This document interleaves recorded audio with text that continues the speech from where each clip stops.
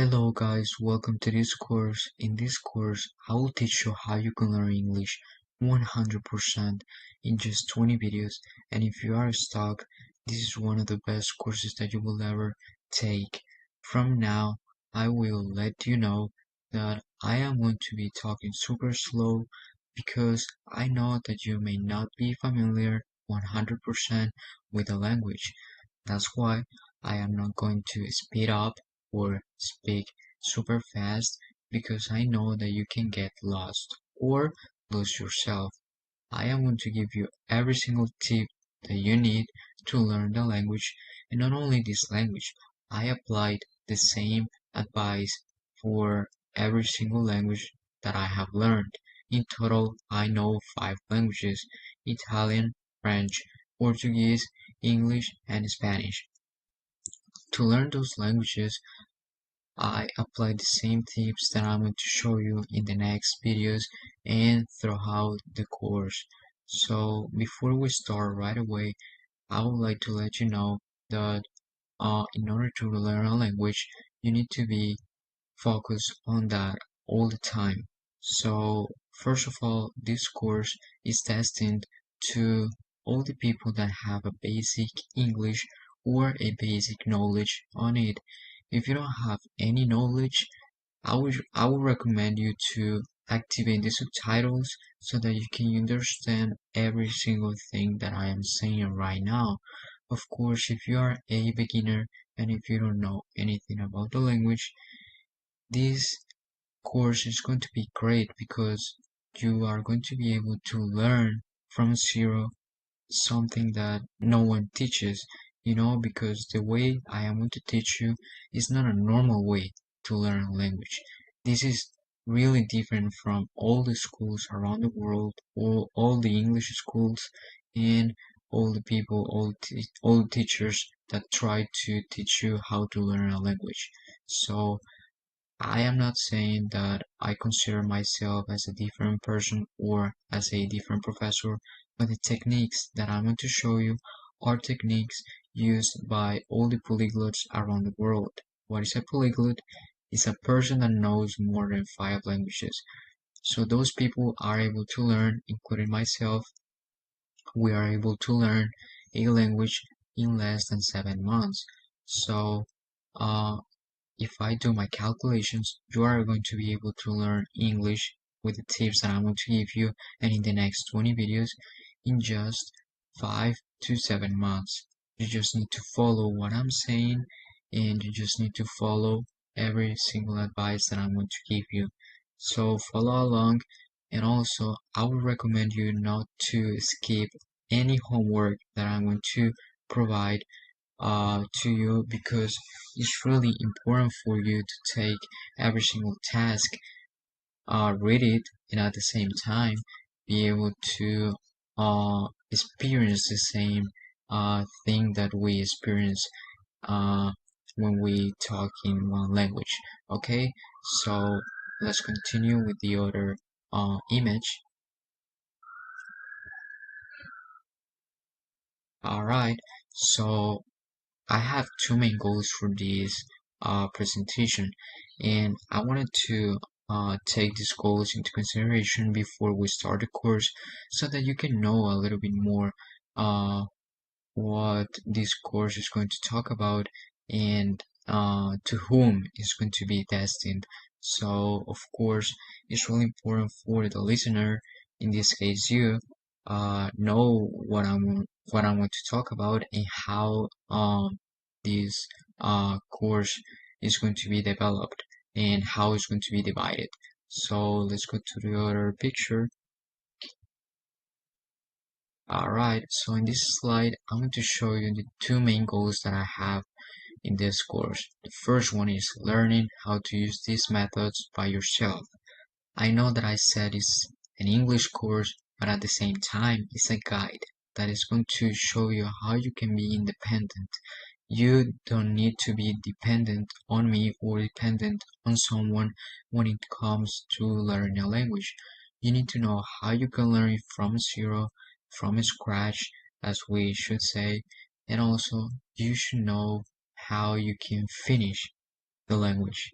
how you should finish the learning of the language. And the second goal is about giving you enough tools to speak like a native.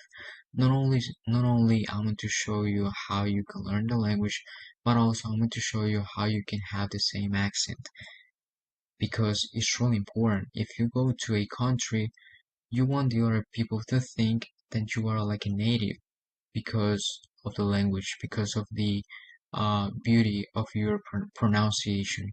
So let's go to the other slide.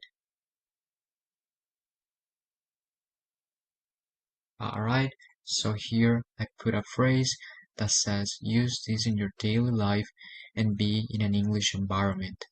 Now, I know it's too difficult for us to be in an English environment, especially when we are not in the United States or England or any other country that speaks in English. So, for me, it was really difficult at the beginning, but I was able to know different techniques and different methods that allowed me to be in an English environment in my mind and in my house. So, I didn't know how to do it at the beginning, but later on the time, I found out that by only changing the mind uh, that you have uh, when it comes to the language, you can do a lot of things. And what I mean by that is that instead of thinking in your native language from now, you should think in English all the time. So whenever someone is talking to you in your native language, you should translate in your mind these words to English. It doesn't matter if you are answering to the other person in your native language.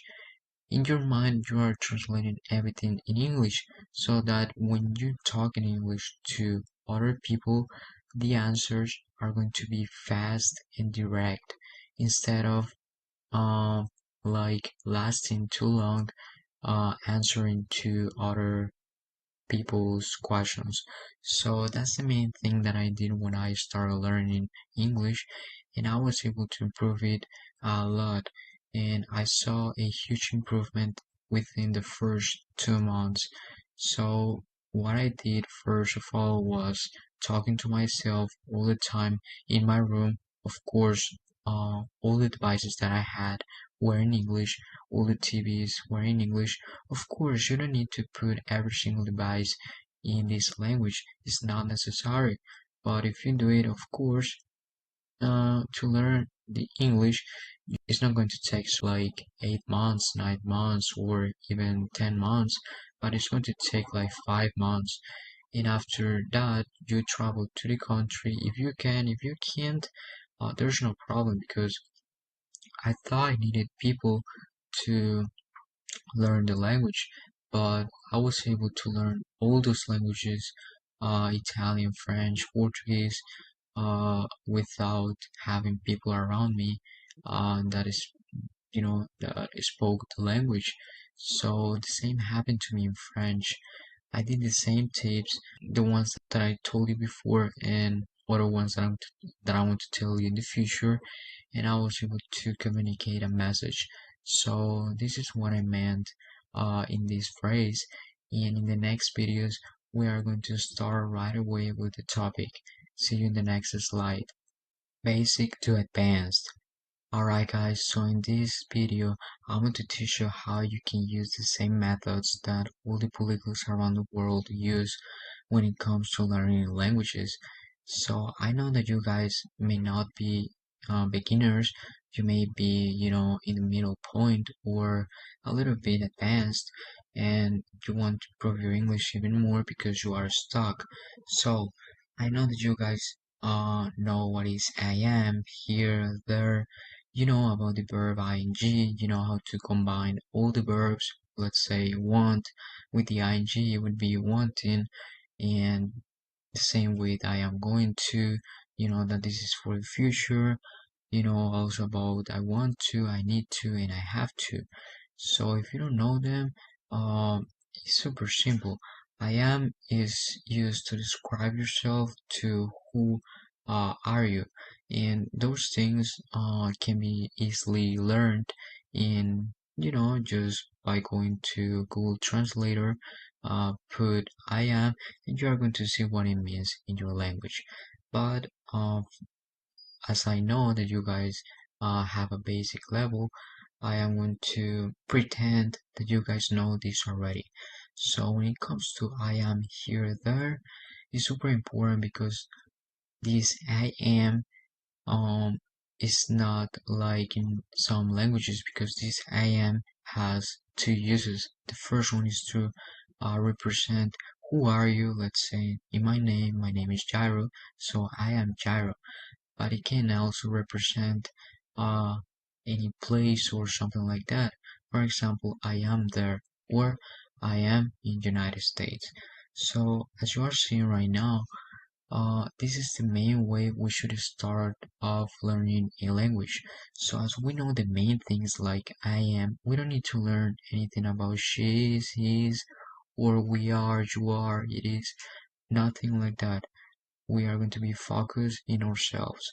So this is the way you should learn English from zero, learning I am, here, there. You need to know that the verb ing is going to modify the verb. What is a verb? Is want, need, have, go. So in this case, I am going to, I put that one there because I am going to is one of the phrases that we use the most. That's why I put that one there, because we can describe almost anything with that, and we just need to add some vocabulary and some phrases next to the two. So as I know that you guys have enough knowledge when it comes to that, I will go to the next one. So these are the only two things that you need to start speaking English. You already know I am, here, there, I am going to, I want to, I need to, I have to. So now you have the connectors. So what you are going to do right now is start making phrases by yourself. Of course, I know that many schools and many professors, teachers, they say that we shouldn't use Google Translator or any other translator to learn a language. But here, I recommend you to do so, so you can have better results in advance exponentially, not little by little. Because if you advance little by little, it's going to be too slow, and you don't want uh, to be learning this language during years and years and not have any result. So as you see right now, the connectors that I have for you are because, with, so, in, the, even, for. So you are going to repeat as I said them before, so that you can, experience the accent and know a little bit more about that. You just need to go back to the part where I said the connectors and repeat them with me. So what you are going to do with these connectors is you are going to take in this slide these words I am going to, I want to. Let's say I want to. Let's take I want to. And let's start playing with the words. So I want to say I want to. Let's say that I am yourself practicing the language. So I want to start it right now.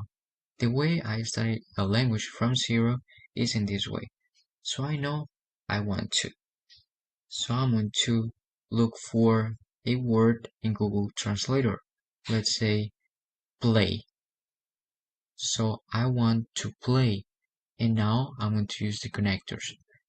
I am going to play, and I'm going to use with. So I already built a phrase. I am going to play with. Now I know the use of with because I translated that on my Google Translator. If you are not understanding anything, I will explain that in the future, but I hope you are getting what I am saying. So I want to play with, let me go to Google Translator, with whom? Let's say that I want to play with my cousin. In my case, I am going to Google Translator because I am pretending that I'm translating from Spanish to English. So I'm putting in Spanish what I want to say in English. In this case, cousin. I don't know how to say cozy in English, let's say, so I put in Spanish the word to translate the word in English. So I already have one phrase. I want to play. Here, I want to play is a word that I took with my cousin. Wow, so I have already a phrase. I already built that phrase by myself. So you should continue this talking by yourself. You need to talk. You need to improve your accent. You need to talk by yourself. So what you're gonna do right now is keep talking. So I want to use another one. I am going to let's say that I'm talking by myself. I am going to go. I am going to go.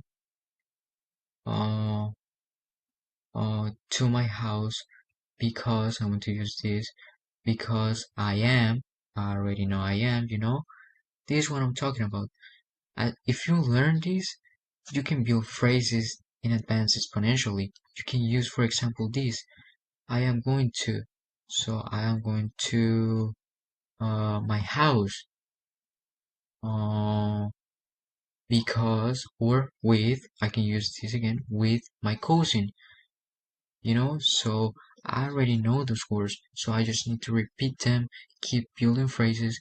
For example, you can look around. For example, I have a bottle here, so I want to say, let's say, I want to uh, drink water for, I want to use here for me. You see, bro, you can build these phrases super easily, and at the same time you can do it during 1 hour 30 minutes using your translator, and that's one of the best ways you can learn. And remember, we're just starting.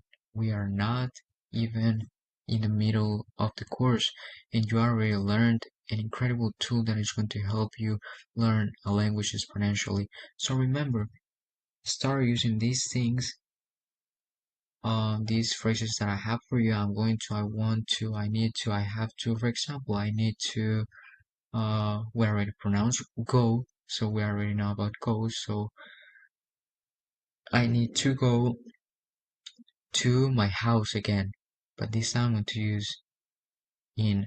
So in the, and let me look for the word, in the afternoon.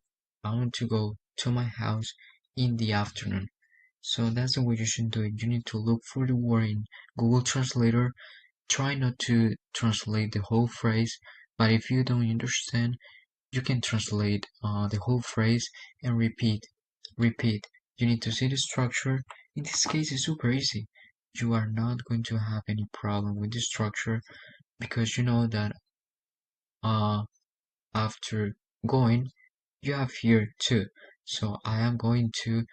The only thing that you need to do is like I wouldn't say memorize, but you understand what is I am. Here you have here, there, how you can change the verb. So in this case, you can easily place with the words. So in this case, I am uh, having, let's say have with the verb ing. I am having uh, I don't know, whatever, like you can start building as I did before. You can practice with this and you will see that you will have incredible results. I want to explain it to you in the future how I do it so that you can copy the same. So don't get scared if you didn't understand anything of what I said. So why do I say this is useless when starting? Is simply because as the verb to be is not useful for me because every single school around the world that teaches you English, they are going to start off talking about the verb to be, he is, she is, you are, we are, they are, and that is not the main way polyglots use to learn a language. That's why I already show you how we start learning the language, and you can see in just one day you can make a lot of phrases, you can repeat them, you can play with the words, you can talk uh, to yourself in your room, wherever you are, and you can advance exponentially, and you will see that just in 4 months using that strategy, you will be almost a native.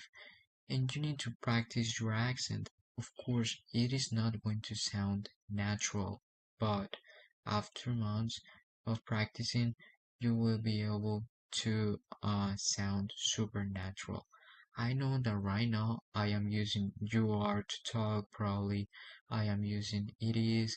I am using will. I am using all the tenses, and you may get confused. But this is normal. So I don't want you to be afraid because I want you to be independent.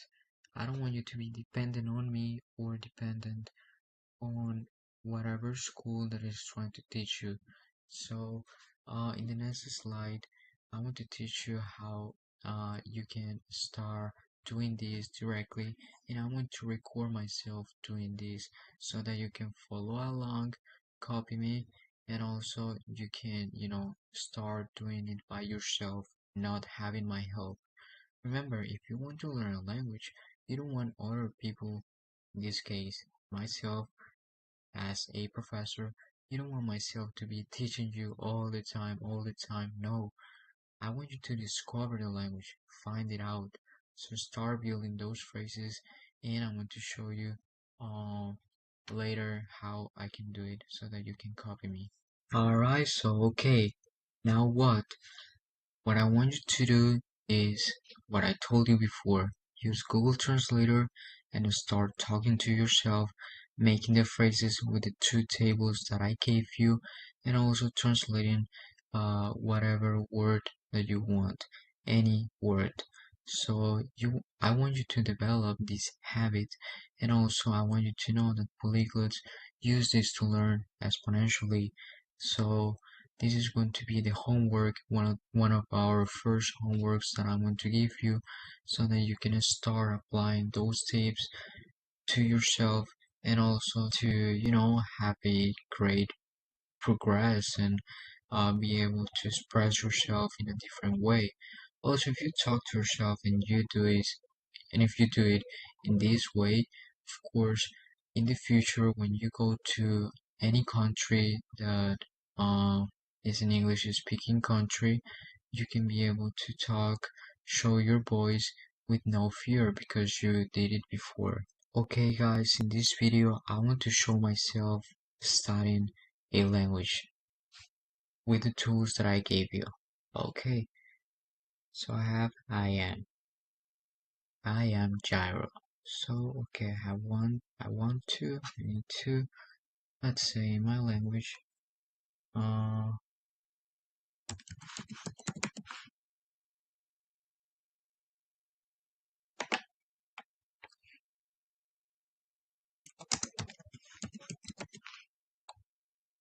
alright, so I want to, let me see,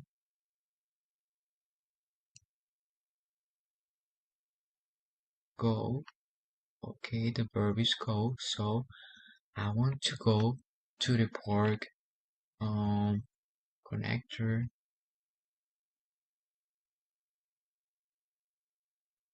um, in the, let me see,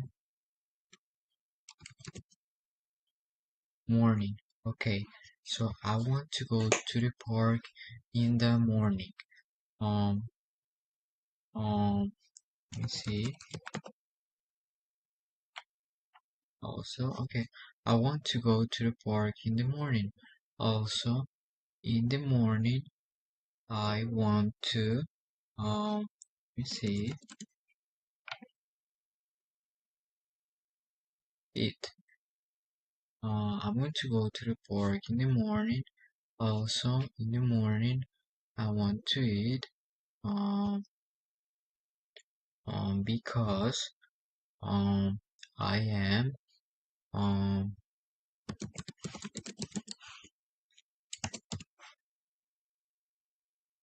hungry. Okay, so that would be a new word. So now I am hungry. Um, I need to eat. You see, I already knew the word eat because that's the one that I found out here. And with the word hungry, I combine hungry with I am and I form another word. The same with the pork. You see how it is working super fast? So um I am uh let me see this word. I am new. Let me see the verb. So the verb is learn. So learn plus ing. So I am new. Learning. Let me see. So I am new learning languages. Also, remember that I used also before, so that's why I'm saying also. I am new learning languages. Also, uh, I am hungry. Also, I am gyro. Also, um, mm, I have to uh, um, go to the park. You know, repetition. Every time that I repeat these words, they are going to get in my mind. They are going to get stuck in my mind. That's what we want. So you are going to play with words like that. Talk by yourself. Let's continue with another one. And I am going to, let me see. I am going to, um, how can I say this word? I am going to run in the park, um, in the afternoon, um, uh, let me see, Thursday. Okay, I am going to run in the park Thursday. I didn't say on because Google Translator didn't show me, but it doesn't matter. Those are mistakes that if you make those mistakes, they are too small, and in the future you can correct them. So let's say I don't know, I didn't say on. So I am going to run in the park Thursday. At least I know what I want to say, you know, and I'm explaining myself. So let's go with another one. Um, let's just I am here. So I am here. I am gyro. I need to go. Okay. I need to go uh for or I need to go uh because I am hungry. You remember that I used those words? That's what you should train. You remember that I put here hungry? This is the one that I already learned, so I'm just repeating it. And I'm saying words probably it's not going to have like too much logic when I talked, but in the future I am going to be able to build even more words, even more phrases, and I am going to express myself even more. So that's how I want you to train, and that's how I want you to start get used with the language with this method. Okay guys, how to master the past tense. As you guys know, we normally use I was and were for they were, we were, and the other subjects. But in this case, we're going to be focused on I was because that's the one that is going to represent ourselves and not talking about plural or other tenses that are more difficult. So in this case, we have I was. So, as you guys know, I was is just the past form of I am. As we saw in one of the first presentations, I show you how I am could be combined with I am going to or I am plus the verb. And I already taught you how to study and how you can advance exponentially. So in this one, I want to show you the same things I show you in one of the first presentations, but in the past form.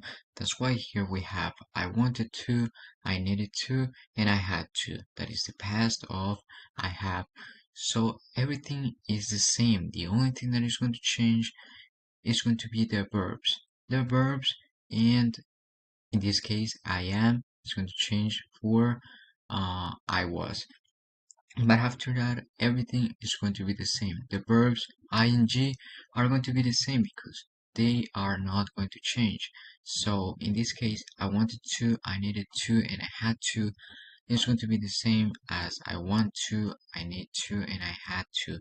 I'm telling you that because I have seen and I saw in the past a lot of mistakes that many students uh, did when it comes to these tenses because they they were confused just because they thought the past was super difficult and they were stuck in their minds and they couldn't advance. So here I'm making you this super simple so that you can understand and advance in a really practical way. So we have another verbs. Of course, we don't have uh, just these three: I want, I need, and I have.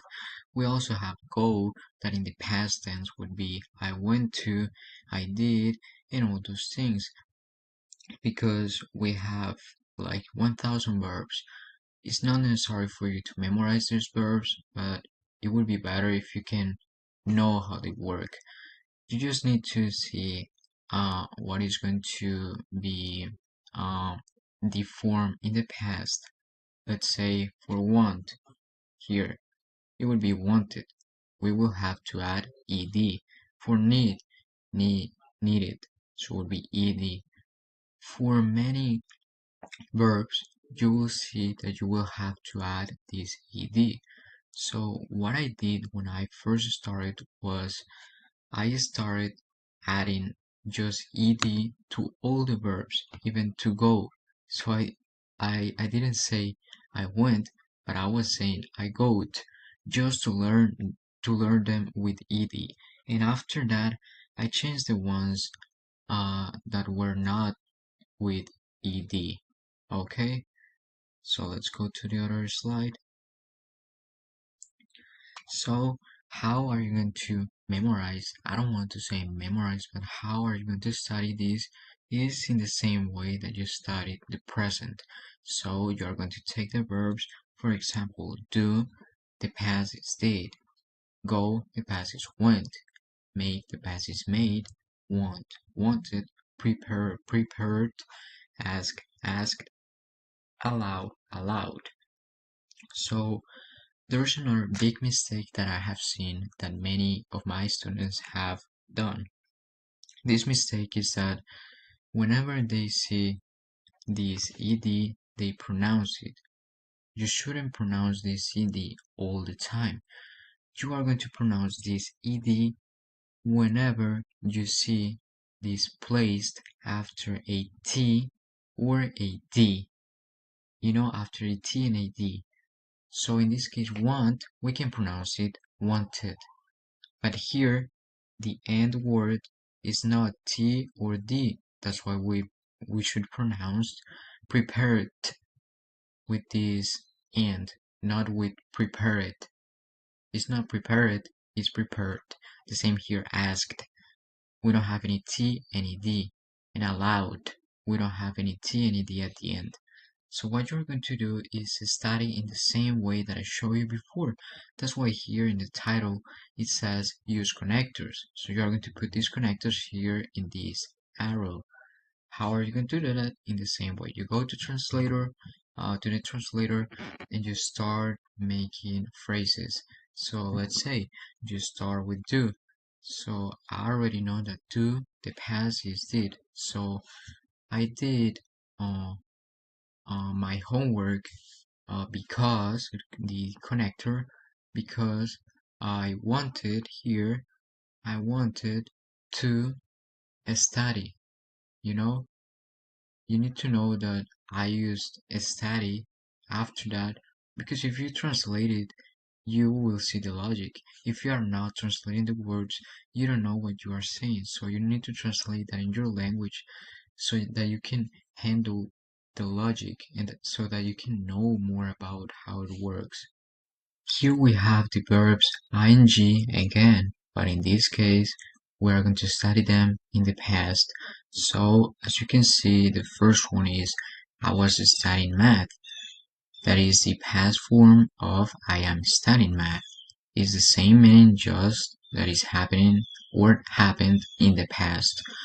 So we have I was thinking about it, I was going to play, and I was making it. Here I want to emphasize in these two that you can see here, I am pointing that out, goes if there isn't a verb after the verb most of the time. What I mean, it goes after the verb. Here you can see go is a verb, right? So here I was going to, we use this to because as you can see here, play is a verb too. So we have to use another, we are using these two because we are using another verb. So in the next one, we are seeing how we didn't use any verb here because we didn't use any to here because there is no verb after that. For example, here, I was studying math. I would have to use the to if I had said I was studying to play. I was studying to learn. It would be different because there's a verb. So whenever it doesn't work like that most of the it works like that most of the time, but I just want to let you know this because you will have to use it whenever you see a verb after the verb. If you don't see a verb, you shouldn't use it because here, as you see, I was thinking about it, or I was studying math, or I was making it. So it's not necessary to use it. Alright guys, I'm going to show you how to study in this past tense and how you can apply the same things that I said in the previous videos. We're going to study the same way we did with the present. We're going to do it with Google Translate, and after this, from now, I will show you other techniques that you can use if you didn't like to use Google Translate. You can do it through videos, through articles, and through different ways that I will show you.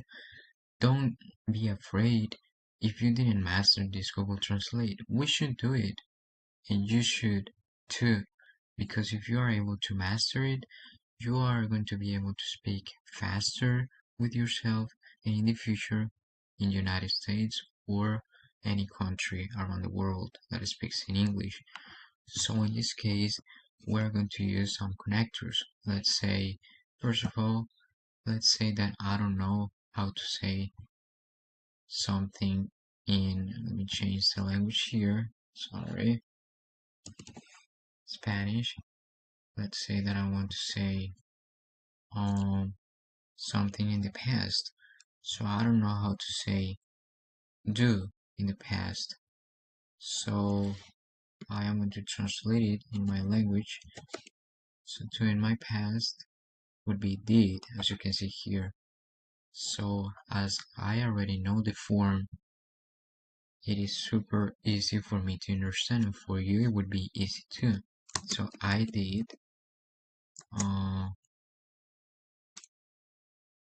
we would start with that. So we are going to continue with I did my homework. Of course, you don't have to write it. I'm writing it because I want to show you how it works. But for you, mostly you need to speak. So I did my homework. We're going to use a connector because, let's say because, and let's use the other one that we already learned, because I wanted, and as I told you, after a verb we need to use to, because I wanted to do it. I'm using these two because there is a verb after a verb. That's why I'm using it. Let's use another one. Let's say this one. This one is allow, and I want to know how can I say this one in the past. So it would be allowed. As I show you, you shouldn't pronounce the ed allow it in this case because the end is not d or t. In this case, permit, the past is permitted, so you can pronounce it. So allow. Let me see. The past, I'm going to write it in my language. Allowed. So that would be the past. So I can start. Allowed. I allowed my father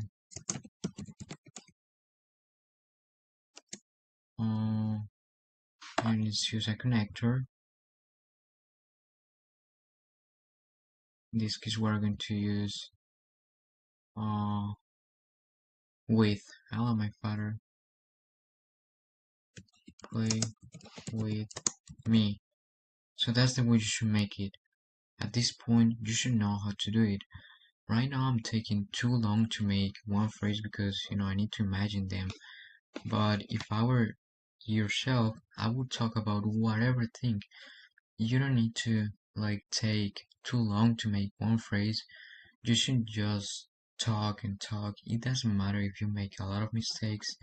I would be talking to myself all the time as I show you in the first part.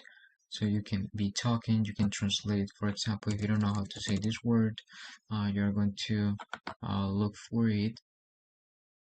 So aloud. So you already have the word in your mind. So I want you to talk. I don't want you to be writing here things. No. I'm writing these things because I want to show you how it works. But I want you to talk more. So if you don't know the past of do, so you're going to write it in your language in the past because that's what you should do. Here, you're going to write it in the past did. So you can keep talking. Let's say that I want to say, I do my homework because I like it, but I don't know how to say do in the past. So I write it and I say it. That's the way you should do it. Alright, congratulations. With this information that I gave you, you have enough information to study like a polyglot. Of course, we're going to continue with different steps that are going to help you build a better English. But right now, this is a really important step because right now we are going to be studying with videos and expanding our vocabulary. We are going to give opinions about the video. We are going to pause the video each 30 and 40 seconds and talk. This is the technique that I personally use, that many polyglots use when learning languages. What they do is they put whatever video on the screen, they let it go. Let's say personally, I like videos about investments. So I am going to watch a video about investments, but I'm not going to just watch the video. What I want to do is I want to watch the video 30 seconds, I pause the video, I talk, I give my opinion about what I have seen, about what I am doing, and after that I keep watching the video. After 1 minute later, I do the same and I keep doing the same. So I'm going to show you how you can do it and how you can apply this strategy. Alright guys, so I want to show you the way you should study in English with videos. So you are going to take any video in YouTube, in any platform, you are going to activate the subtitles here, and after that, you are going to play the video. Okay, so after 22 seconds or after 15 seconds or after the amount of time you want, you are going to pause the video, and after that you are going to start talking about what you saw. It doesn't matter if you didn't understand anything about the video. You are going to describe how are you feeling, um, what did you watch in the video. You are going to talk about the title, the platform, whatever. So in this case, I'm going to talk. So she was saying that to learn English, we need to live English. So this is the best way to improve and to advance. So that's the way you should be talking. And if you don't know a word or if you don't know anything, you go to Google Translate, you translate it and you repeat it. You make like 2 or 3 more phrases so that you can learn it by repetition. And after that, you continue with the video and you do the same. After another 20 seconds, you start to talk, you give your opinion. Remember, give your opinion about the video, about the woman, about the background, about all those things. And you're going to learn a lot of vocabulary. Remember to activate the subtitles so that you can understand in a way, in an easier way, I would say. So that's the main thing that you should do. So this is not a homework that I want to give you, but I want you to watch all the videos you want about the topics that you like and start talking and start giving your opinion about those videos in past, in present, in any tense. Because with that, you will see how in 3 months you are going to be talking a lot. It doesn't matter if you make a lot of mistakes and if it looks difficult at the beginning. You need to persist. Remember that persistence is the main thing here. I was not able to speak all those languages, French, Italian, Portuguese, Spanish, English, because there was a secret in the way I learned. That was because I had persistence with these methods. So the main homework for you right now is going to be about watching this video or any video, but remember that it should be a lifestyle. You need to turn this into a lifestyle. You need to know that you need to be watching all the time these videos and talking about them, describing them, and also translating them in Google, translating the things that you are saying in Google Translate.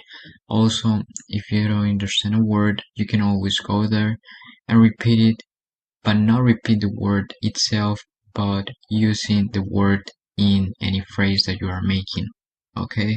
Alright guys, so in this video we're going to talk about the present perfect.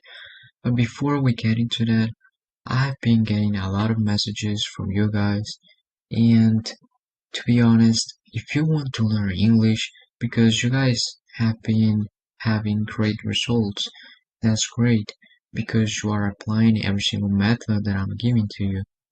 But also you need to know that you need to live English.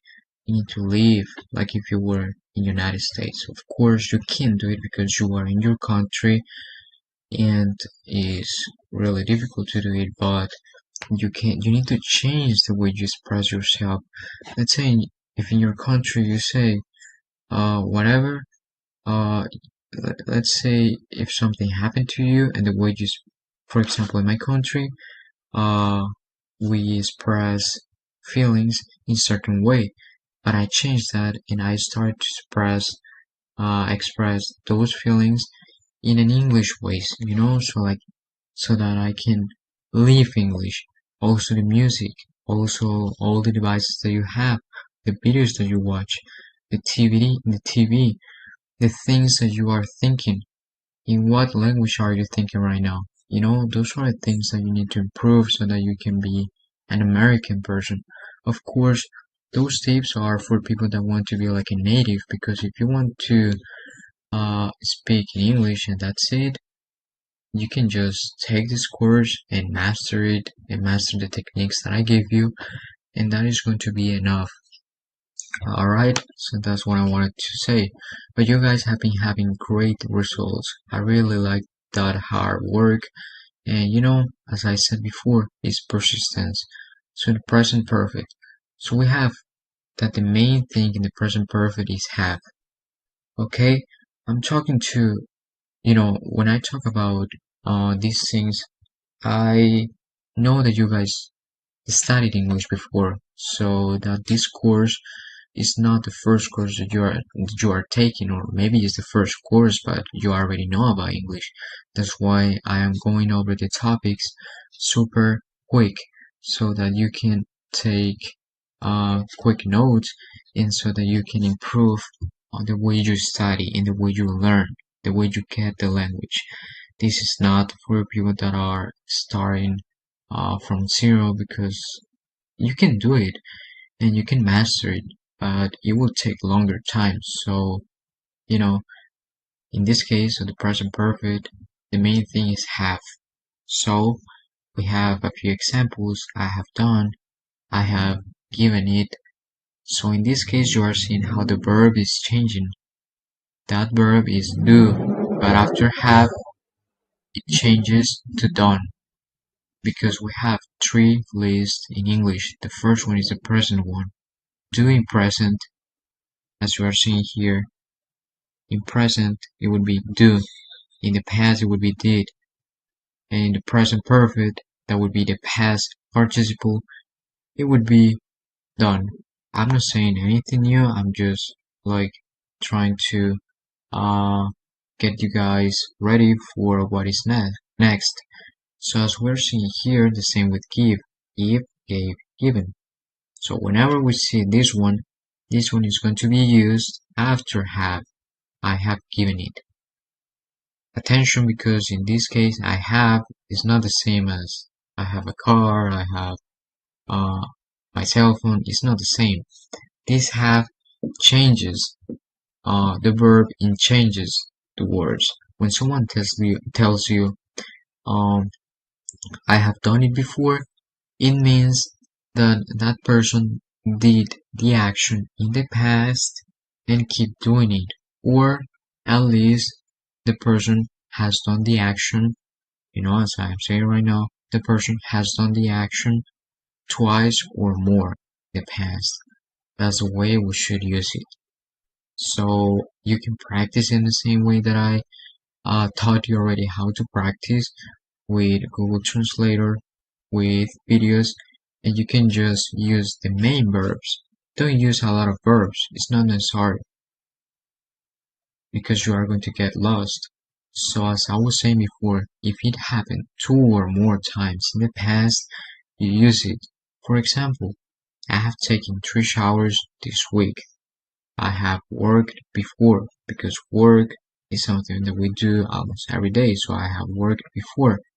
Let's say if your supervisor, let's say that you are in an interview and the employer asks you about your work.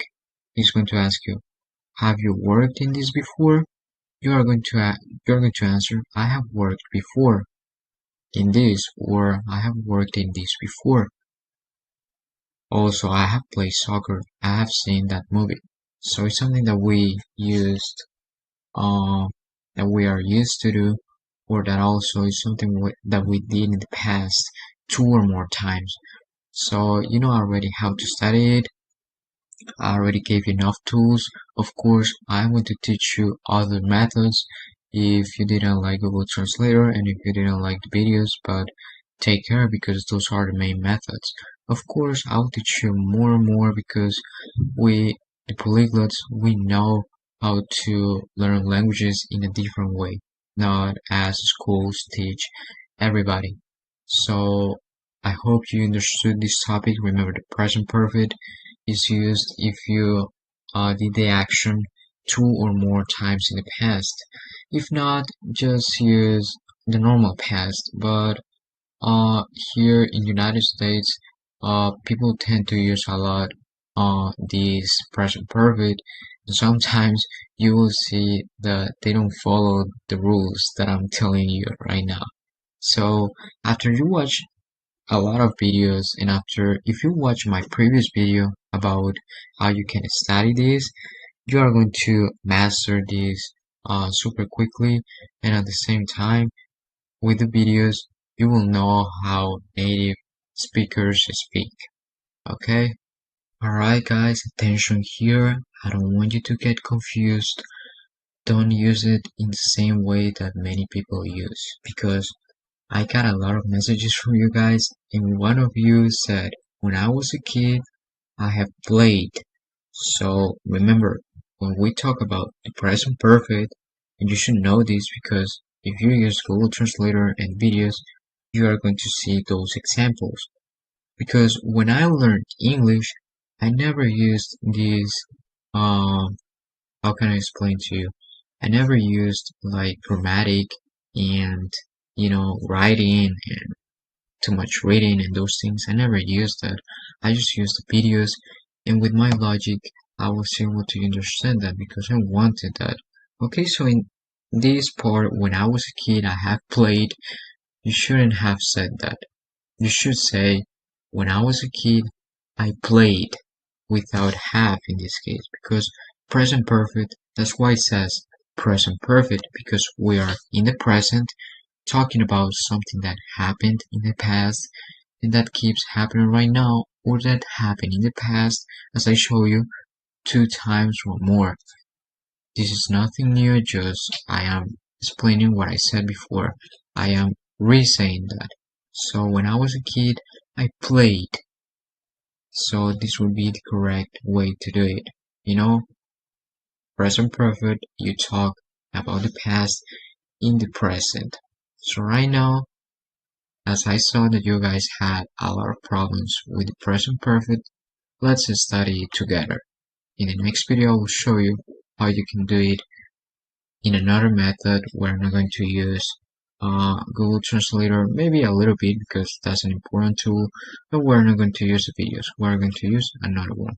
Okay guys, this is the third method I'm going to show you, and this method is used by polyglots too. All of the methods I'm showing you are used by polyglots, and personally this one is one of my favorite ones because I was able to speak a lot when I was doing this, and by speaking a lot it helped me a lot because I was able to express myself even better and also improve my reading. Even though I didn't do a lot of reading and writing, but I feel like between the two, reading could be really good if you talk at the same time. Remember, if you want to know how to speak a language, you need to talk and you need to be able to understand. So the present perfect, let's go. Hi, my name is Julia. It has snowed a lot in my town. So the first characteristic that I would like to show you guys is the pronunciation. It has snowed. You don't see there any D or T to pronounce it has snowed. No, it has snowed. And at the same time, you are seeing how this action happened in the past and probably still happens, or it happened in the past multiple times. That's why we're using it has snowed a lot in my town. Attention here because I didn't explain you yet anything about it, she, we, they, he, or she, because I think you know them already, and that's why I did the examples with I. Uh, and also I received a lot of messages from you guys saying that you knew them already. That's why I didn't like emphasized a lot in that part. I used I, but you guys know already that we have other subjects that are going to take place whenever we talk, like she or he, and we already know that he goes with has, he with has, they with have, and also for was and were for the past. But I put a slide in one of the courses, sorry, in one of the videos that explained them. It didn't explain them directly, but at least you were able to see them.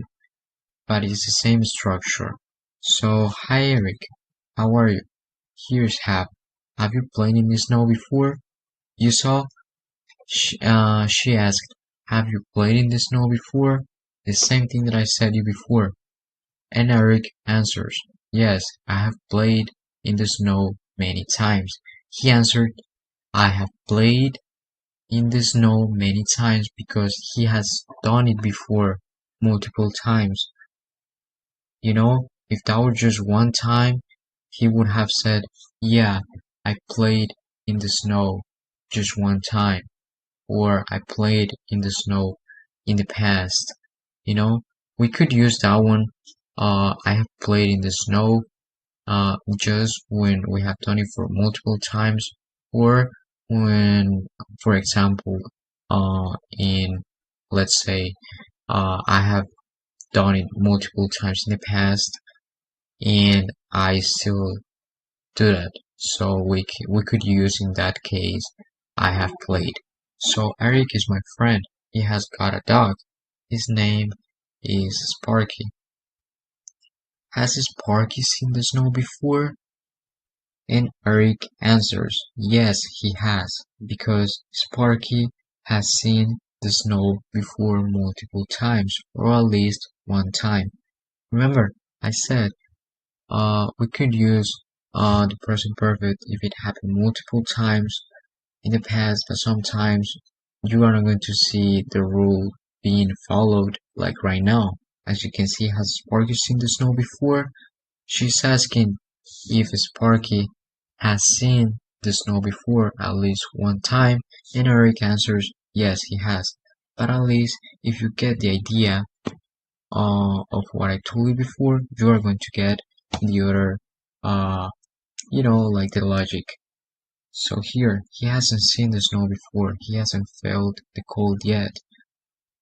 He's at home. He have owned him for 2 months. They are talking about the dog. So I have owned him for 2 months. So as you are seeing here, we're using I have owned him for 2 months because he still owns the dog and he owned the dog in the past. That's why we're using the present perfect. And here he hasn't seen the snow yet. And here, really, where has he been before? Where has he been before? He asks that because he's asking about what uh he has been doing in the past. You know, what he did in the past and that he kept doing in the past. So here Julia answered, my father has brought him from Egypt. Okay, so the way you should study this is, you are going to go to the first part here. Hey, my name is Julia. It has snowed a lot in my town. And from that, you can start to talk. You can start to say like, oh, I live in, let's say, I live in French. It has snowed a lot here in French. You see, you can use the same things, the same words, the same structure, but just change the end or the beginning. That's the way you should study, or you can change it. It has rained a lot here in French. Tomorrow is not going to rain. So you can combine different times and you can start making your own story, and talking a lot. So that's the way I like to study because with that I was able to speak a great English and at least I was able to understand myself in the first 3 months. The first 3 months I gained a lot of knowledge and I was able to speak in a really good way and fluently. Of course, I made a few mistakes, but those mistakes were worth it, and I never stressed out. I was never stressed out. Sorry, I was never stressed out because I knew that those mistakes were great for my learning. So you are going to go to Google, look for these stories in the present tense, in the present perfect tense, and you are going to these stories are going to pop up, and after they pop up, uh, you can see them. For example, here. Alright, guys. So in this one, who is she? What has she done? What has happened? Evil Jones lives in Florida in the United States. Their grandchildren live in London, England. They have lived in London for 3 years. Okay. This story is so interesting because they have lived in London for 3 years. I have lived in in France for 4 years. Mabel has not seen her grandchildren in over a year. Um, it is really curious because I haven't seen my parents in over 2 years. That's the way you should play with the words. And I want to let you do the next two paragraphs so that you can practice even more, but remember you need to do this by yourself. Okay guys, in this section of the course, I will teach you about questions and negations in English. Of course, you have an intermediate level, so it means that you already know these things. But I have seen a lot of people that get confused with these topics because they don't know the use of do and the use of the verb to be in questions. And this is super simple. So with this explanation, you are going to be able to solve all the doubts you had about this and also apply this in real life. And after this slide, I will teach you how I will show you the fourth method that you can apply in order to grow your vocabulary and also know how to master these topic questions and negations. So as we can see here, we see that in the first line we have, do you play soccer? So whenever you are using do to ask a question, you are going to use it with verbs. So in this case, the verb is play. So let's say that before you ask the question, you are thinking in your mind, how are you going to ask it? So if in your mind you want to ask something related with a verb, but the verb in the normal way, in this case play, you are going to use do. For example, do you walk every day? Do you cook? Do you watch videos? That's the correct use. And we're going to use are, am, is, was, and were when we have the verb with ing. When we have the verb with ing in this form, we are going to use am, is, are, was, were. This is the correct way of using this. So when, for example, here, as you can see, I'm asking, are you in the soccer team? In this case, I didn't use any verb, but in this case, I'm using this person to ask where is he, or if he is involved in something. So if that person is involved in something, or if that person is in any place, you are going to use are, is, am, was, or were for the past. Another example would be, is your cousin in that place? Are you in United States? And the previous one would be, are you playing soccer? You see the difference between here, do you play soccer? Sorry, do you see the difference here between do you play soccer and here, are you playing soccer? So to master this, you need to be able to identify the difference between these two things. So again, the first one for do, or in this case, as we can see here, the past would be did you play soccer? Did you go to that event? Did you eat your lunch? You see that we are using the verb without ing, but here it would be, were you playing soccer? Were you eating the lunch?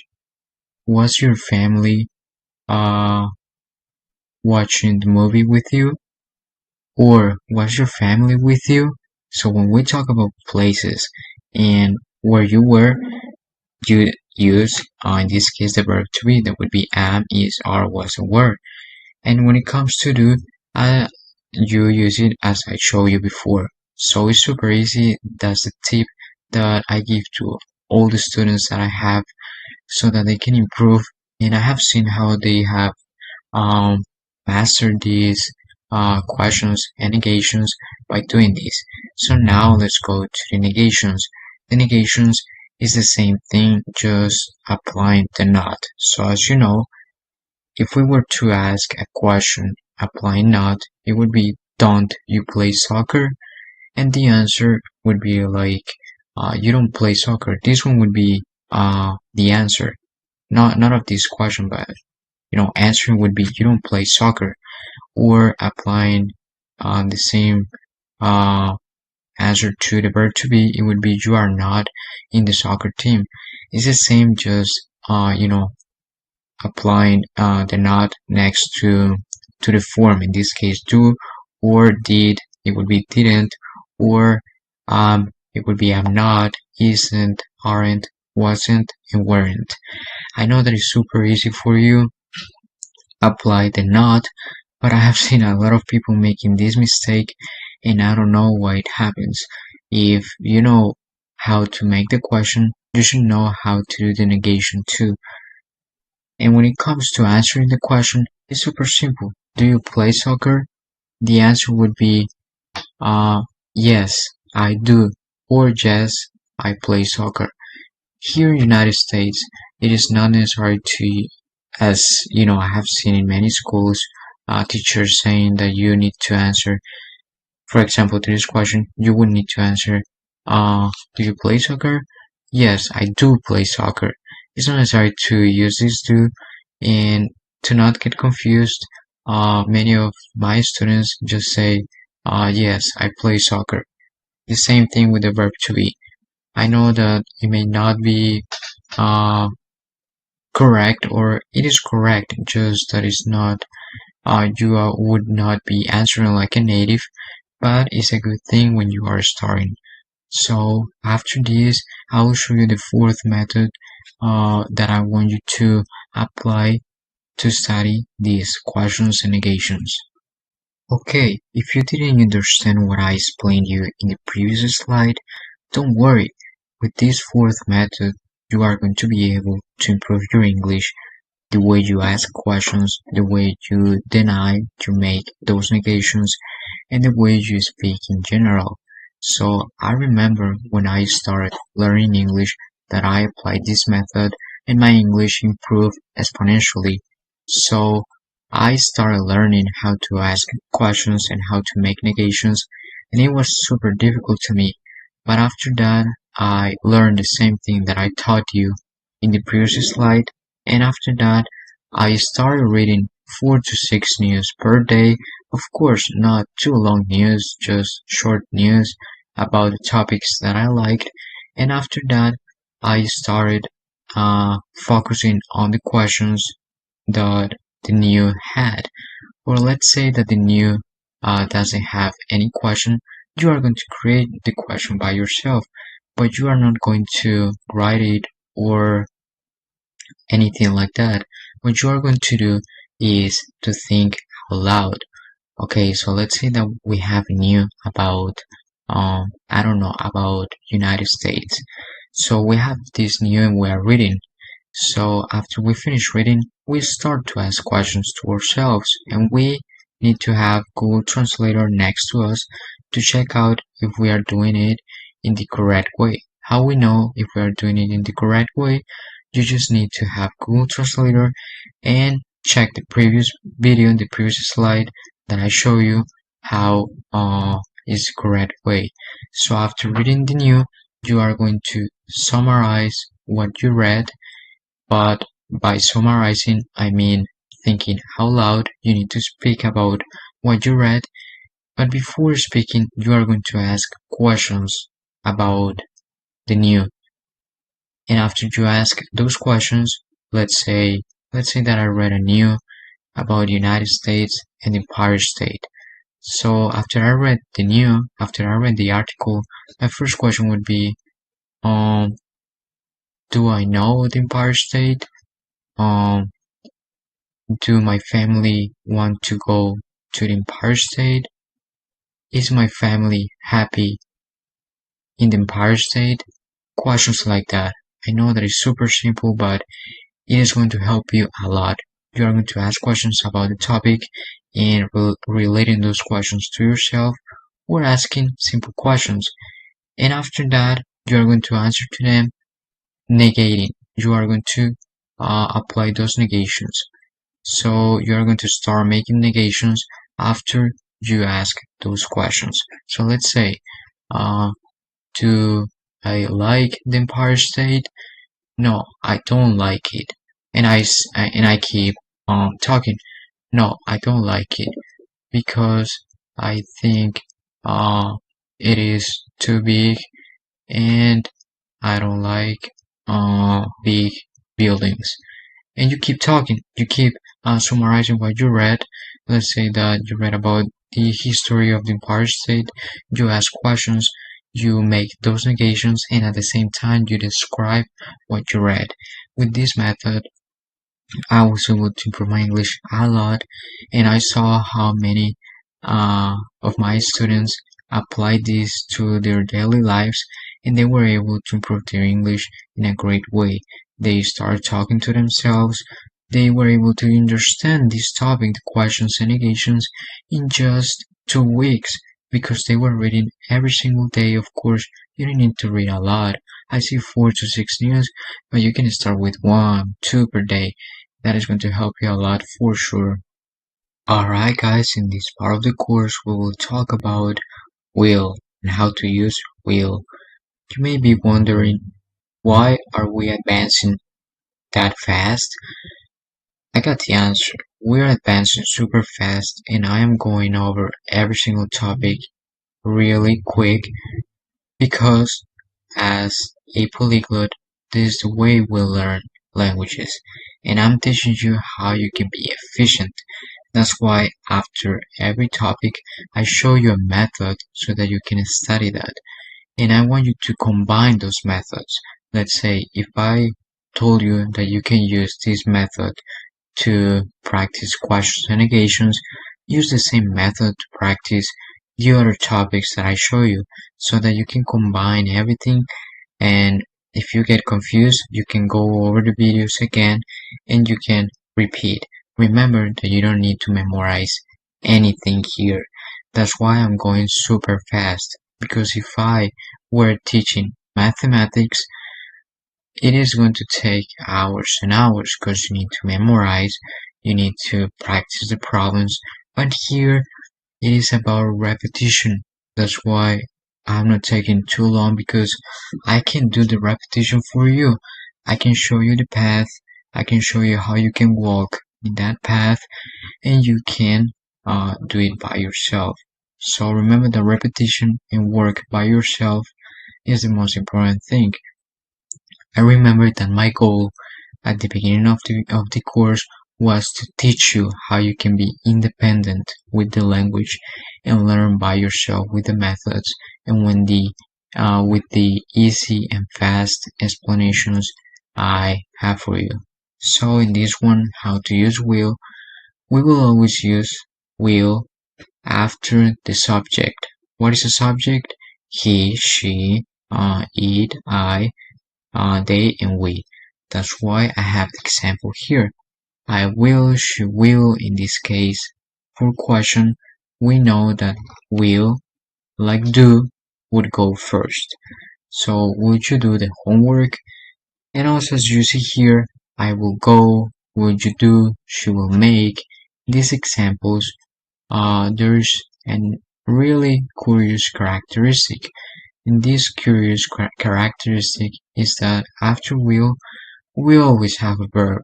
So you can't be confused because you already know that every time that you use will, you will have a verb after it. That's why I have in these examples, I will go, she will make, and the question, would you do the homework? Another examples will be, you know, even when I'm talking, I am giving you examples. You just need to pay attention and practice with that, because I will talk a lot about this, and as I am doing now, I am teaching you in a direct way, because you are listening to me. And many times, even before explaining this topic, I was already using that, saying will, the things that I was going to do, the things that I will do. That's why you need to be careful with this and know how to do it by yourself. That's why I'm showing you step by step how to do it. So those are the things that you need to know here. Just that after will, you will have a verb, and you may be wondering, okay, but how should I use that if I have I am going to? So we have I am going to and will for the future. I am going to and will are used almost the same here in the United States. A normal professor will tell you that will is used uh, for for the long term. Like I will become a doctor. I will go to United States in 10 years. But to be honest, I have had a lot of professors in my college, in my university, that use will even to say normal things like I will go to start this presentation. I will go to start this class. So you can use them as you want. There is no like strict rules. Remember that for no language you have strict rules. You can use it as you want, and of course, with the more you talk, the more you repeat, the better it's going to be for you because you will get adapted to it. And the more videos you listen, the more videos you watch, the more you read, and the more you talk, you will know how to use it. That's why I am not encouraging you to watch my videos for hours, but instead use my methods. Okay? So the use of this is just like going to, you can say I am going to play or I will play. Uh, it is going to take a few minutes. It will take a few minutes. Just remember that don't use it in the same way as I'm going to all the time. You can do it the majority of the time. And you may be asking to yourself, okay, how do I know when to use it? If you see that what you are going to say is in the long term, let's say that you want to become a doctor, you must say I will become a doctor instead of I am going to, because I am going to could be something that is going to happen in the short term. So will is kind of for the long term, but remember that there is no problem if you use it for the short term or even for today. Okay, one of you guys sent me a message about this topic: must, should, may, might, could, because you were saying that I am using those words every time that I talk, and it's true. I use them because those are great tools to speak in English, and those are tools that you should apply to your life too. So when it comes to its use, here we have the first one, as you can see here, must. So how are we going to use must? First of all, it goes after the subject. I think everybody knows that already, that it always goes after I, he, she, we, they, it. So it would be we must, I must, they must. It is unchanged, meaning that it doesn't change. So must, in this case, is like have, something you have to do. So if I am going to say, I must clean my house, I am saying that I must do that. I have to do that. It's an obligation. And also normally, and this is the case after this, you will always have a verb because you are describing something that you are going to do. In this case with must, something that you have to do is an obligation. When it comes to should, this one, all these use the same rules as I just told you. And with should, this one is not an obligation. It's something that you could do. You know, for example, if I tell you you should clean your room, how you are going to get it, how you are going to receive the message is in this way. You are going to think that what I'm saying is not super necessary, it's not super mandatory to do. Let's say that your mother tells you you must clean your room. If she's using must, it means that you have to do it because it's an obligation. And when it comes to should, it's not an obligation. So let's say someone tells you you should take this transportation. It means that it's an option, you can do it, but it's not something that it is obligated for you to do it. And when it comes to could, it's almost the same as should. These are like suggestions. In could also we need to know that because I've seen this mistake in a lot of students, you need to know that could can be used as the past of can, so we can use that one as the past of can, and also we can use that one as a suggestion. As I told you before, you can use should or you can use could. And when it comes to may and might, these two are similar and these two represent suggestions, but these suggestions are not like should because should is, I would say, a kind suggestion. This one might and might would be like can.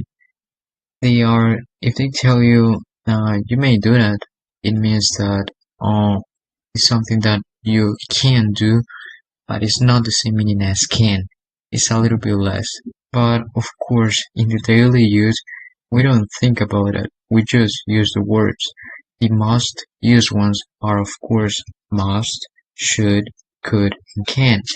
May and might too, but may and might have the same meanings almost as can and could.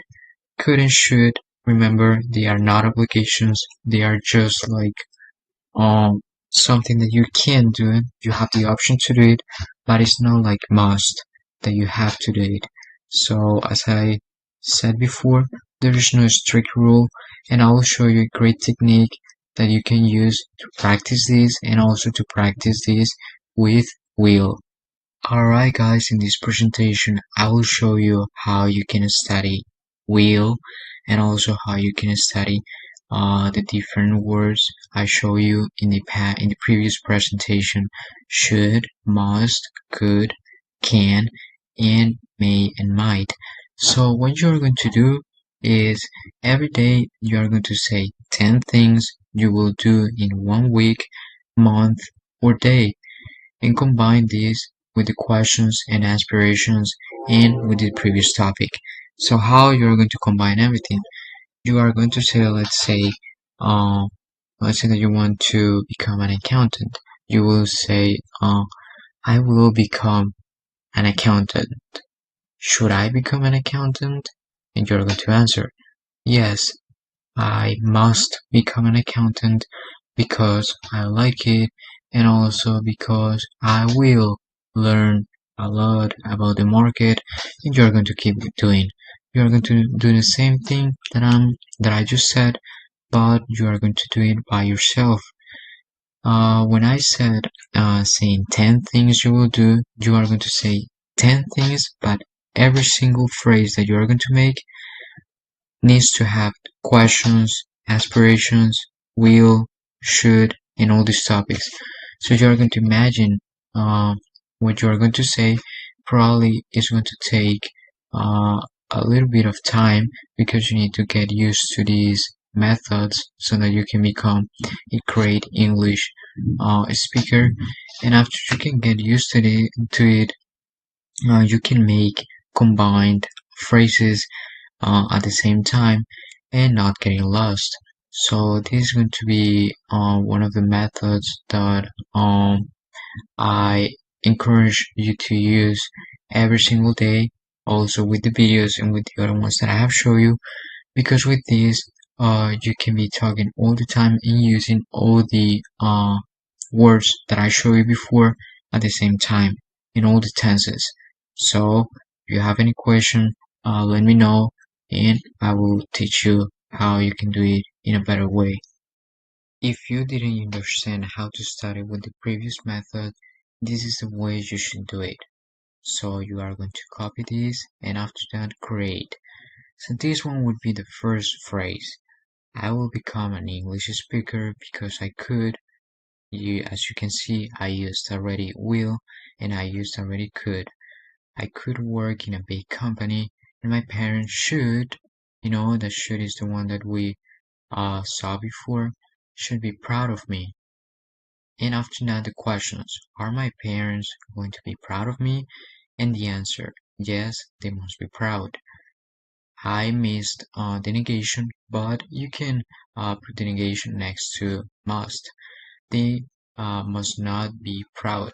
It doesn't matter if what you are saying is not true, you can create, you can invent a lot of situations, a lot of imaginary scenarios in which you can use all the words that I show you in all the tenses. So you can use this one. This will be the first phrase, the whole text, and I ask you to do 10 of them so that you can improve a lot.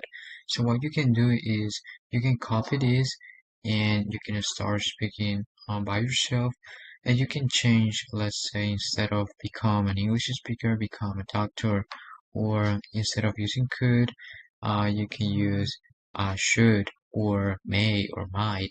So that's the way you can advance even faster. So with these tools, you are going to be able to use better must, should, would, and you will understand even better how to ask questions because you are asking questions about things that happened or that you are saying. Not just taking a look at my screen and seeing the questions. You are actually making them. And when it comes to the answer, this exercise is really good because you can be creative and you can expand your vocabulary. Remember that we are not only practicing the tenses, but also we are practicing English itself. Not only the tenses, will, should, and those things, you are also increasing your vocabulary. So if you don't know what was proud, you can look for it in Google Translator. You can, if you don't know what was a company or those things, you can use it. And as you can see, we are using because, we are using and we are using these connectors that I show you how to use them in the first 3 videos of the course. So this is a great tool and I hope you are going to use it in your daily life to improve your English. Okay guys, I will teach you one of the most difficult topics in English, had and would have.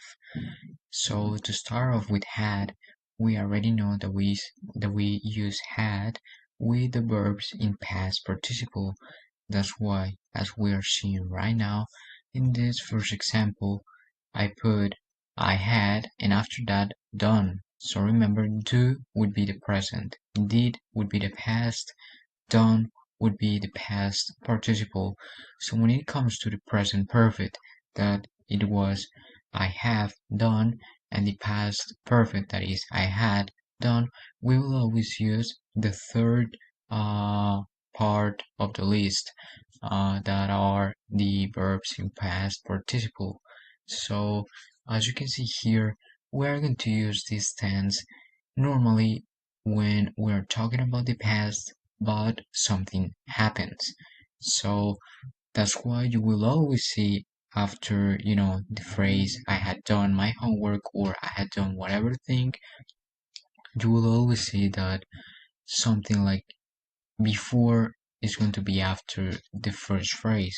So you need to remember that if you are going to say something like, I had studied before you came, you need to use the past perfect. You can't say, um, I have studied before you came because it's going to sound weird. So, one of the connectors that we always use when it comes to the past participle are before, when, also we use after, we use but. So, every time that you want to say something in the past, but something happens, and you want to use any word like before, when, after, or connectors like that, that make changes, you use the past perfect, because the past perfect is going to help you explain something that you were doing and something happened, or something you did in the past and something is going to happen. But normally everything is going to happen in the past. It's not like the present perfect that I explained to you already how you should use it. So, as I told you, you are going to use the verbs in past participle, and here you have another example. He hadn't seen that when you told me.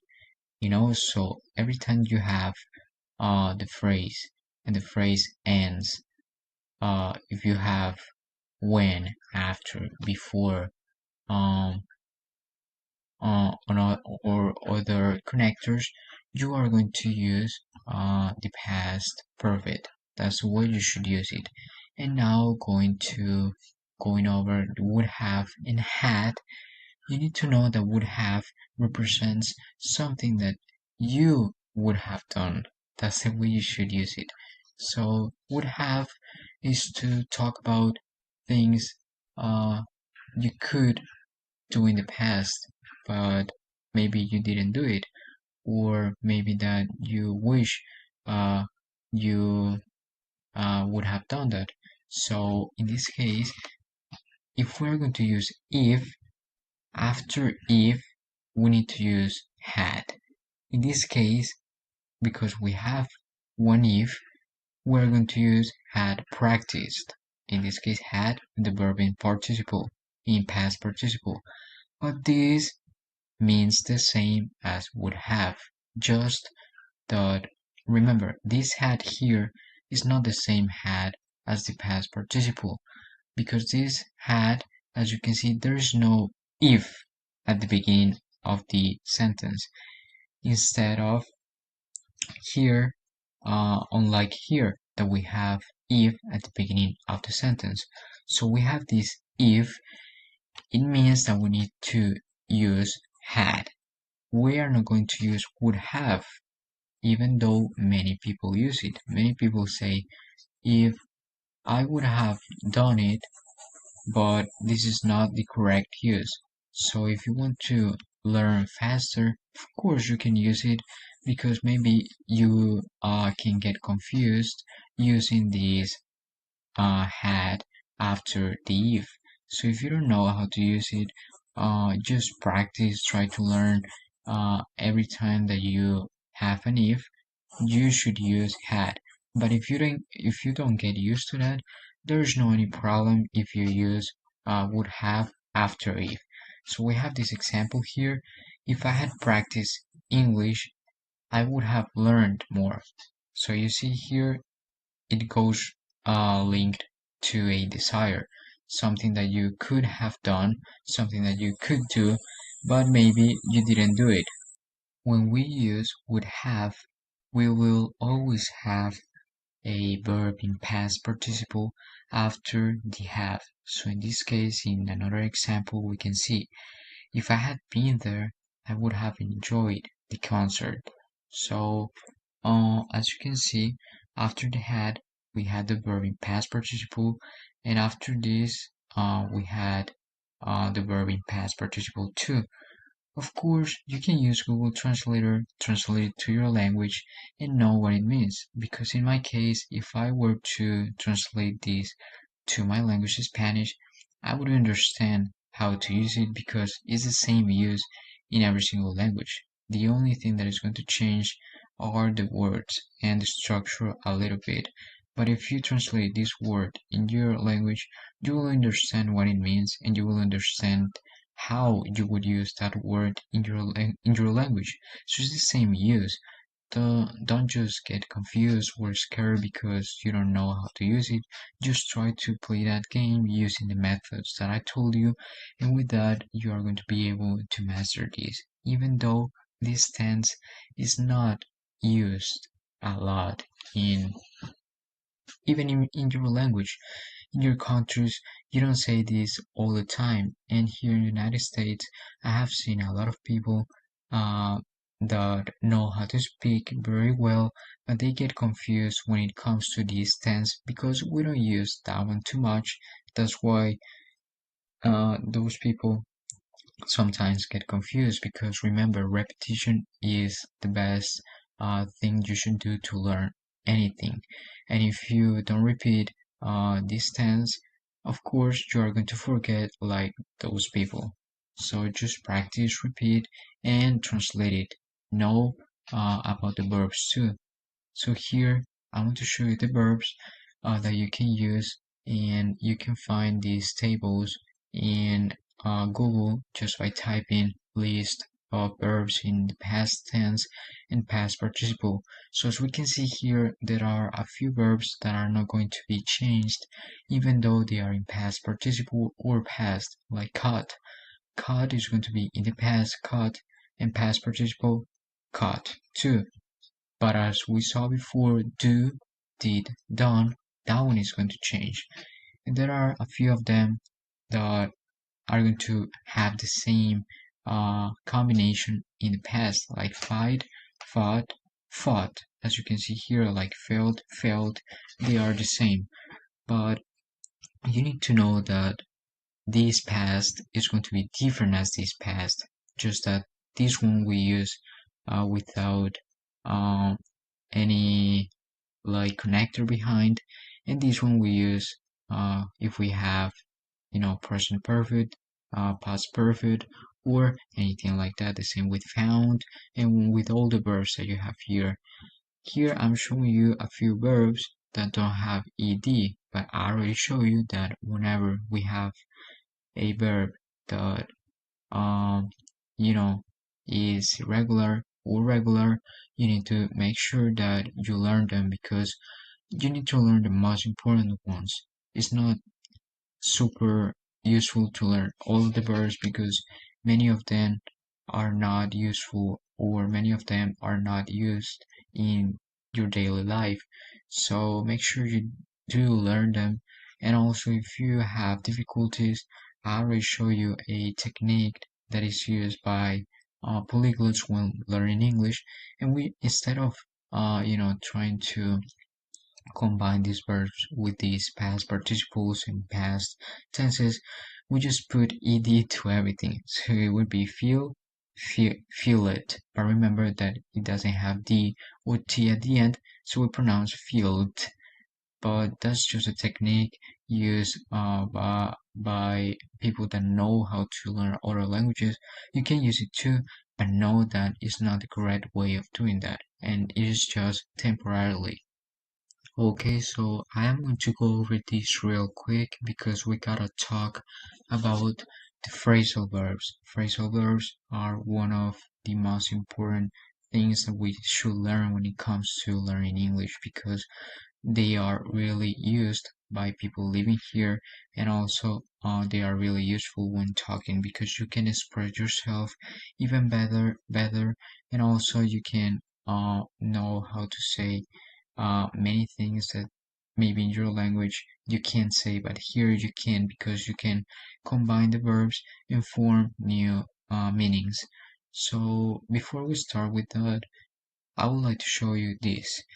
After we have if, and in this case, if I were you, you would ask me like, instead of were, we should use was, but we use were to, you know, like if we were imagining if we were that person.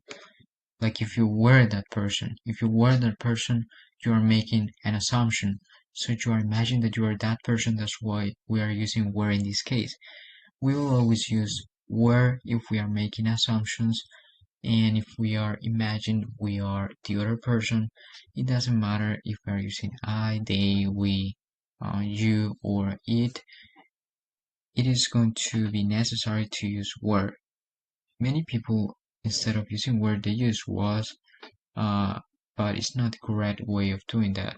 So you can use were after if. So if I were you, I would do that. It's making assumptions. So that's the correct way. The same with other verbs. If we are making assumptions, every time that in English we make an assumption, we tend to use if. at the beginning. So it doesn't matter if the if is at the beginning of the test or in the middle, or it doesn't matter.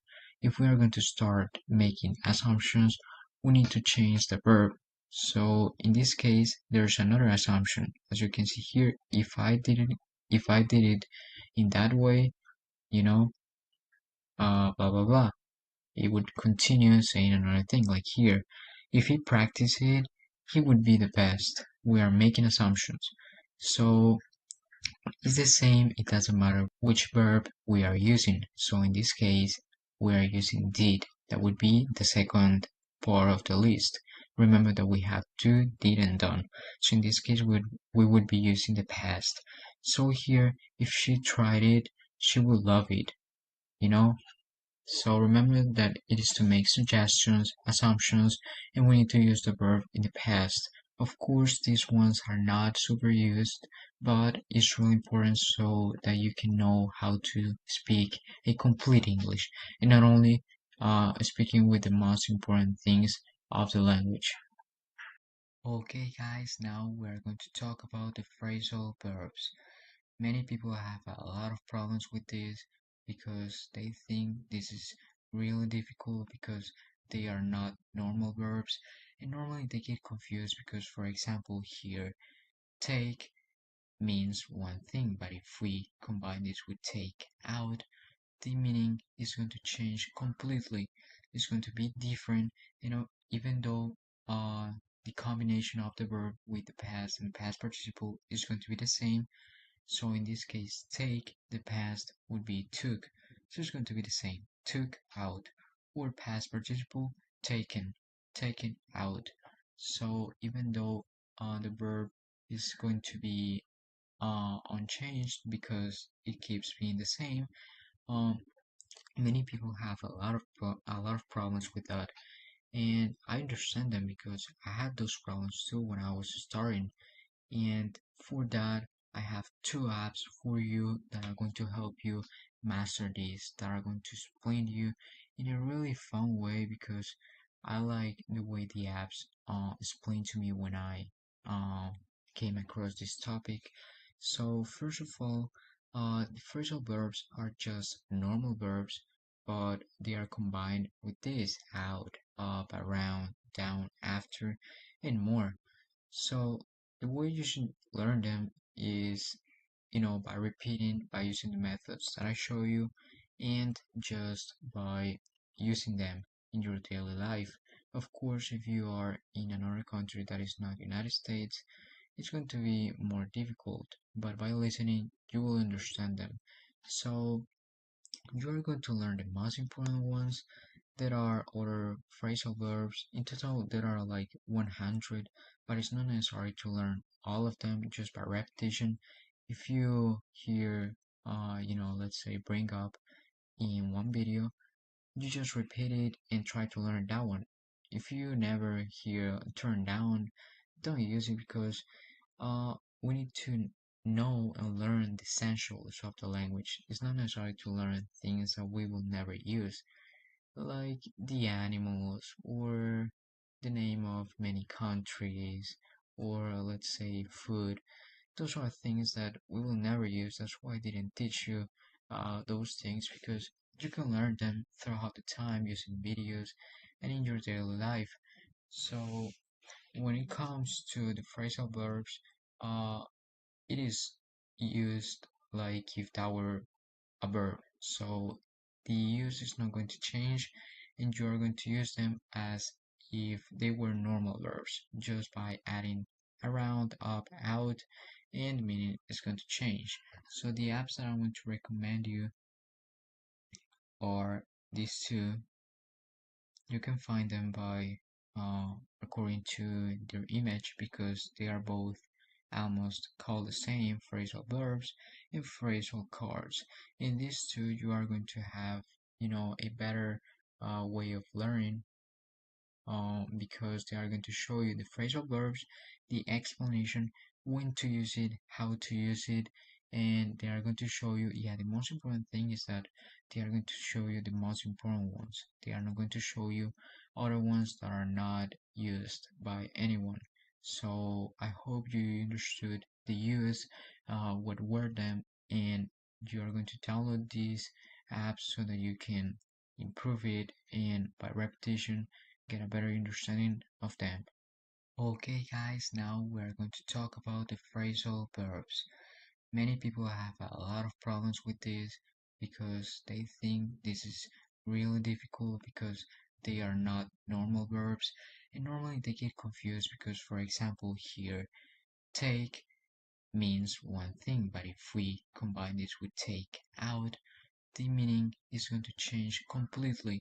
It's going to be different, even though the combination of the verb with the past and past participle is going to be the same. So in this case, take, the past would be took. So it's going to be the same. Took out. Or past participle, taken. Taken out. So even though the verb is going to be unchanged because it keeps being the same, um, many people have a lot of problems with that, and I understand them because I had those problems too when I was starting. And for that, I have two apps for you that are going to help you master this, that are going to explain to you in a really fun way because I like the way the apps explain to me when I uh, came across this topic. So first of all, the phrasal verbs are just normal verbs, but they are combined with this out, up, around, down, after, and more. So the way you should learn them is, by repeating, by using the methods that I show you, and just by using them in your daily life. Of course, if you are in another country that is not United States, it's going to be more difficult, but by listening, you will understand them. So you're going to learn the most important ones. There are other phrasal verbs. In total, there are like 100, but it's not necessary to learn all of them just by repetition. If you hear, let's say bring up in one video, you just repeat it and try to learn that one. If you never hear turn down, don't use it because uh, we need to know and learn the essentials of the language. It's not necessary to learn things that we will never use like the animals or the name of many countries or let's say food. Those are things that we will never use. That's why I didn't teach you those things because you can learn them throughout the time using videos and in your daily life. So when it comes to the phrasal verbs, uh, it is used like if that were a verb. So the use is not going to change and you are going to use them as if they were normal verbs just by adding around, up, out, and the meaning is going to change. So the apps that I'm going to recommend you are these two. You can find them by according to their image because they are both almost called the same phrasal verbs and phrasal cards. In these two, you are going to have, a better way of learning because they are going to show you the phrasal verbs, the explanation, when to use it, how to use it, and they are going to show you, yeah, the most important thing is that they are going to show you the most important ones. They are not going to show you other ones that are not used by anyone. So I hope you understood the use, what were them, and you are going to download these apps so that you can improve it and by repetition get a better understanding of them. Okay, guys, now we're going to talk about the phrasal verbs. Many people have a lot of problems with this because they think this is really difficult because they are not normal verbs, and normally they get confused because, for example, here take means one thing, but if we combine this with take out, the meaning is going to change completely. It's going to be different, even though the combination of the verb with the past and past participle is going to be the same. So in this case, take, the past would be took. So it's going to be the same. Took out. Or past participle, taken. Taken out. So even though the verb is going to be unchanged because it keeps being the same. Um, Many people have a lot of problems with that, and I understand them because I had those problems too when I was starting. And for that, I have two apps for you that are going to help you master this, that are going to explain to you in a really fun way because I like the way the apps explain to me when I uh, came across this topic. So first of all, the phrasal verbs are just normal verbs, but they are combined with this: out, up, around, down, after, and more. So the way you should learn them is, by repeating, by using the methods that I show you, and just by using them in your daily life. Of course, if you are in another country that is not United States, it's going to be more difficult, but by listening, you will understand them. So you are going to learn the most important ones. There are other phrasal verbs. In total, there are like 100, but it's not necessary to learn all of them just by repetition. If you hear, let's say bring up in one video, you just repeat it and try to learn that one. If you never hear turn down, don't use it because we need to know and learn the essentials of the language. It's not necessary to learn things that we will never use, like the animals or the name of many countries, or let's say food. Those are things that we will never use. That's why I didn't teach you those things, because you can learn them throughout the time using videos and in your daily life.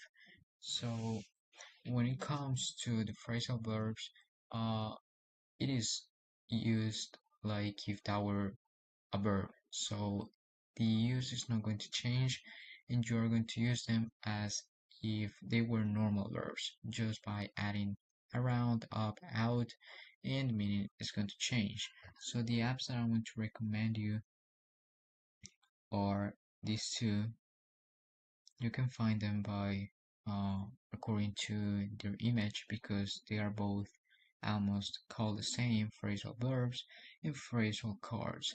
In these two, you are going to have, a better way of learning, because they are going to show you the phrasal verbs, the explanation, when to use it, how to use it, and they are going to show you, yeah, the most important thing is that they are going to show you the most important ones. They are not going to show you other ones that are not used by anyone. So I hope you understood the use, what were them, and you are going to download these apps so that you can improve it, and by repetition get a better understanding of them. Yes, guys, it is possible to learn a language without books, without help, without a professor, without a school, just by yourself in your country, with probably friends and people around you talking to you in other languages. It is possible to learn a language just by yourself. Remember to use my methods. Remember to talk all the time. If you don't talk by yourself, if you don't think in English, you are not going to be able to master it. By thinking in English, it is going to take, of course, a time, because this is not memorizing. This is not learning mathematics, science. This is learning another language. You need to get used to that. And as you watch my video already, I was able to speak 5 languages in just 3 years using these methods with every single language. If you do this every single day, you are going to be, I would say, you are going to have like a 90% of knowledge of the language in just 6 months, or even less, 4 months. Because the more you master the methods, the better it's going to be for you. And of course, I didn't go over many topics in English that were not necessary for me, because I learned these other topics by myself, just using Google Translator and using the videos, because you will realize that by watching those videos in English that I told you, and many videos that you are going to find a lot of ways to say something, or you're going to find a lot of vocabulary, a lot of things that probably you didn't see in this course. But remember that my first goal in this course was to teach you how you can learn English by yourself, how you can think by yourself. I was like a professor for you, but I was not like a school that wanted that you to become dependent on me. That's why I want you to become independent, keep following this beautiful path, and I know that in 5 to 6 months I am going to receive a lot of messages from you uh, telling me that you guys were able to master English 100%. Of course, for you guys, I know that you have a great knowledge in English, just that you are stuck or you have a basic level. So I think for you it's going to take like 3 months to 2 months if you apply this every single day. For someone that is going to start from zero, it's going to take from 6 to 8 or to a year. And to master it completely, of course, it's going to take like 2 years to become a complete native. But you can become a complete native by following every single advice, every single tip that I gave you. Because to be honest, I have been speaking English for more than 2 years now. 3 years, sorry, and it has been a great experience. Of course, I am not perfect. I am, I keep studying every single day in the same way that I did before, but I don't study. I just watch the things that I love, and if there's a word or a form that I didn't know before, I just repeat it and use the methods that I show you. Because after you have a good understanding of whatever language, you are going to be able to understand the forms and the past and everything super quick. So you're not going to have any problem with that. I hope you loved this course. Show this to many people, share this, and I wish you luck in your life and in other languages that you're going to learn in the future. Thank you.